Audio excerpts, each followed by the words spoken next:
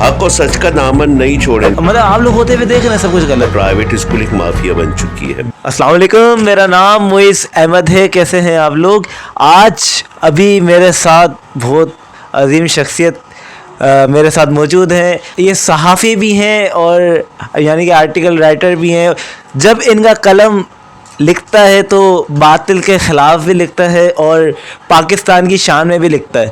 تو آج میرے ساتھ بہت مشہور نام, پاکستان کا نام محبوب چشتی میرے ساتھ موجود ہیں اور آج ان سے بات کریں گے. کس حوالے سے کریں گے؟ پاکستان کے ایشوز, ایجوکیشن سسٹم کے حوالے سے میں بات کرنے کے لیے آپ لوگ کے سامنے یہ انٹرویو لے کر آیا ہوں. اور جیسے کہ آپ لوگ کو بتایا میں نے, صحافی ہیں اور آرٹیکل رائٹر ہیں. تو بات کرتے ہیں, تھوڑا ان کے بارے میں جاننا چاہیں گے کہ کیا ہیں, کس طرح سے ان کی اس چیز میں آئے, جرنلسٹ بنے کس طرح سے بنے, کیا سوچ لے کر آئے. تو جناب آپ بتائیے کہ جیسے کہ ماشاء اللہ سے پاکستان میں آپ کام کر رہے ہیں, جرنلسٹ ہیں, اچھی سوچ رکھ رہے ہیں پاکستان کے لیے بھی. تو آپ نے کیسے سوچا کہ مطلب یہ اس فیلڈ میں آنا چاہیے, پاکستان کے لیے اس طرح کام کرنا چاہیے؟ اعوذ باللہ من الشیطان الرجیم, بسم اللہ الرحمن الرحیم. سب سے پہلے معیز صاحب کی شکر گزار ہوں آپ کا اور آپ کی ٹیم کا کہ آپ لوگ آئے اور مجھے میرے خیالات کو جاننے کے لیے. اور جس سسٹم پر آپ لوگ کام کر رہے ہیں میں اس کو سراہتا ہوں, اور پاکستان کے ایشوز کے لیے اور خصوصاً کراچی کے لیے جو آپ کی خدمات ہیں, جو آپ کوشش کر رہے ہیں, میں اس کے لیے دعا گو ہوں کہ اللہ تعالیٰ آپ کو جو ہے کامیابی عطا فرمائے اور آپ کا شمار پاکستان کے بہت اچھے چینلز میں اور ویب چینل پر اور یوٹیوب چینل پر آپ کا نام روشن ہو. میری نیک تمنا اور نیک خواہشات حاضر ہیں.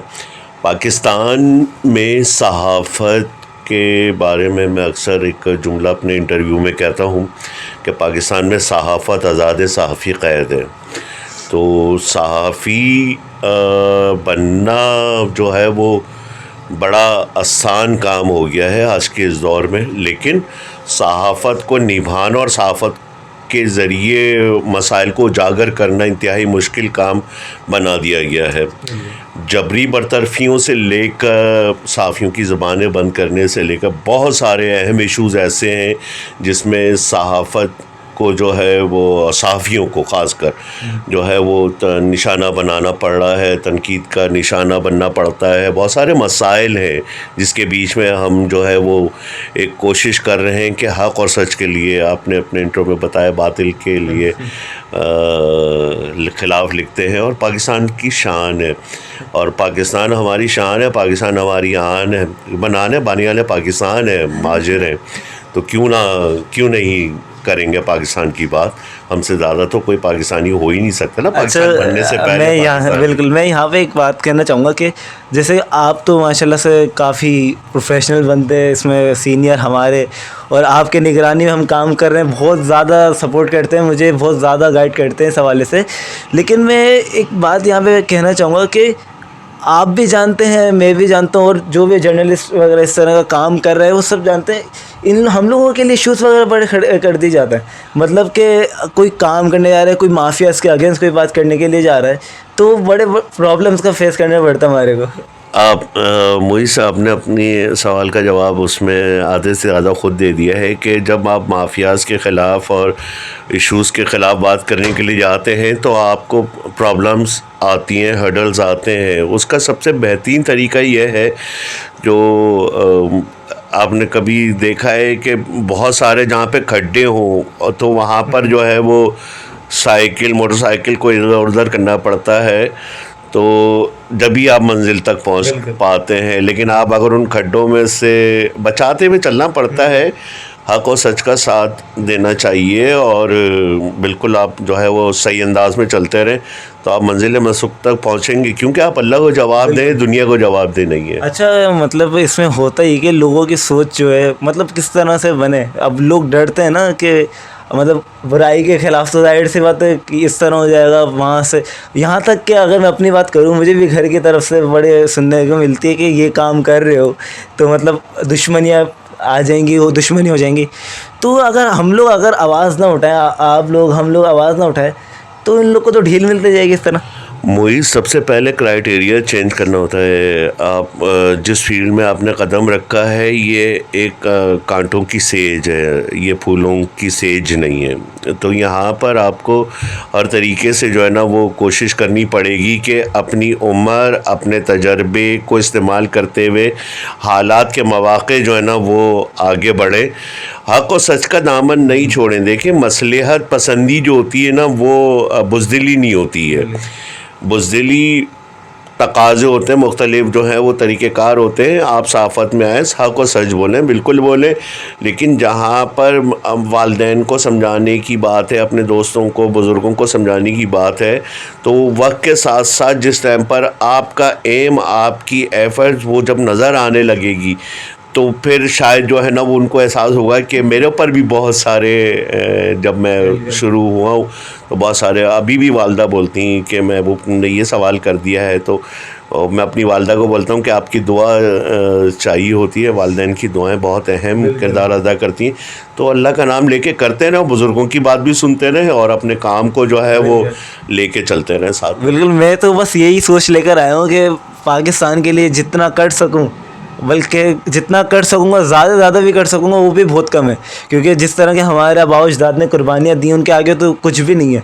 मतलब हम लोगों ने देखें, आप लोग को खुद दिख रहा है कि मतलब कि कौन गलत हो, मतलब आप लोग होते हुए देख रहे हैं सब कुछ गलत, लेकिन माफियाज़ हैं, बहुत बड़े फ्रॉड्स होते हैं, लेकिन चुप क्यों होते हैं?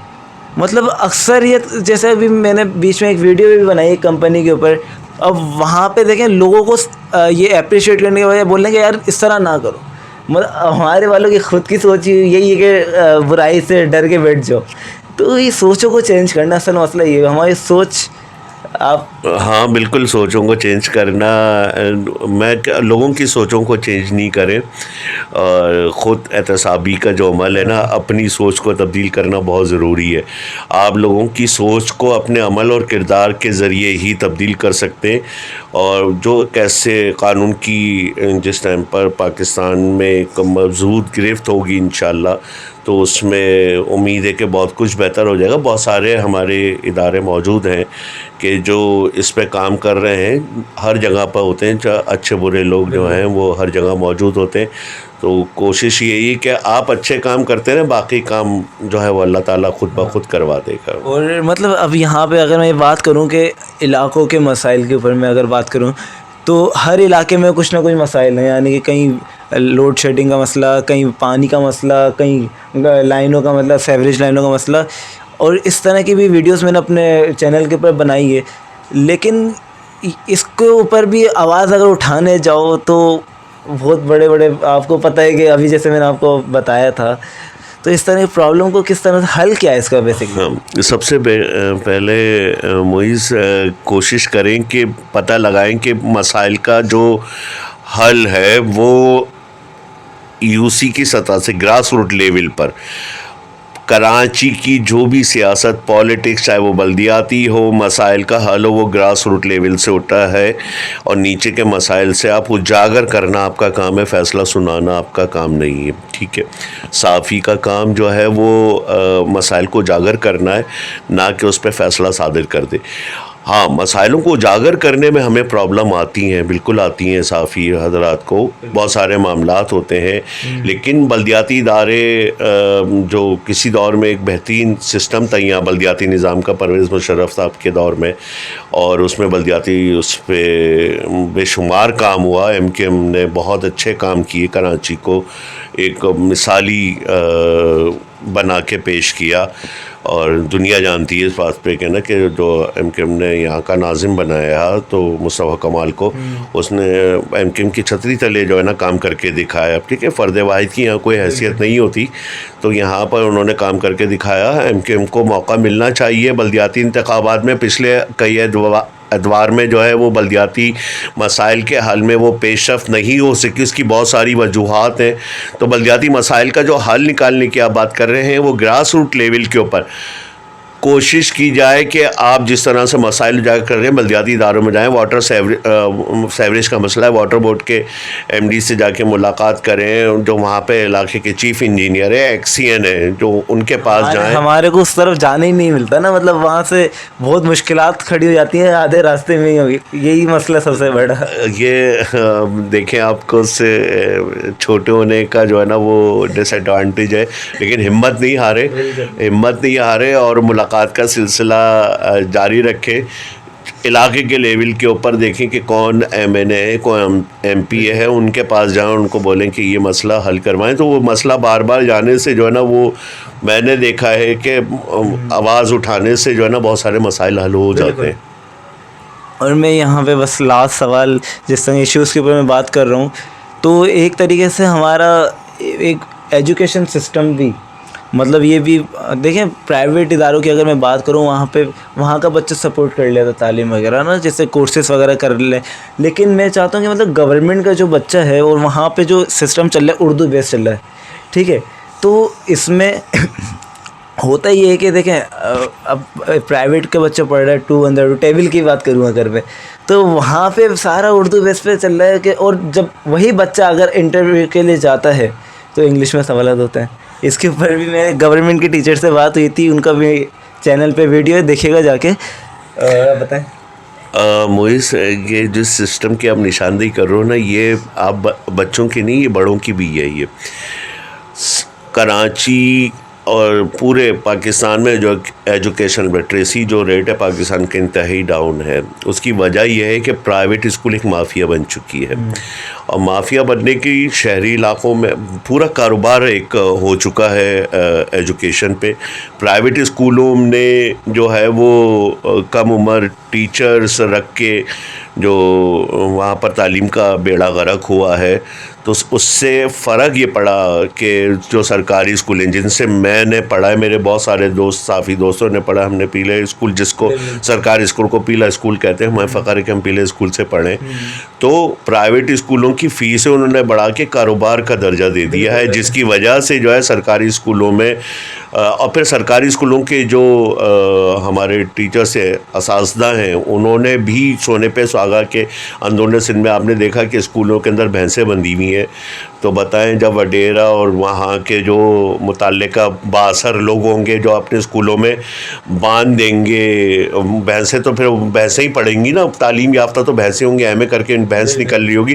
تو ایجوکیشن سسٹم کو بہتر کرنے کے لیے کام ہو رہا ہے, بہت سارے این جی او کر رہے ہیں, لیکن اس پہ اثر جیسے جیسے آتا رہے گا مستقل, کہتے ہیں کہ پتھر کے اوپر قطرہ گرتا رہے گا تو پتھر میں سوراخ ہو جاتا ہے.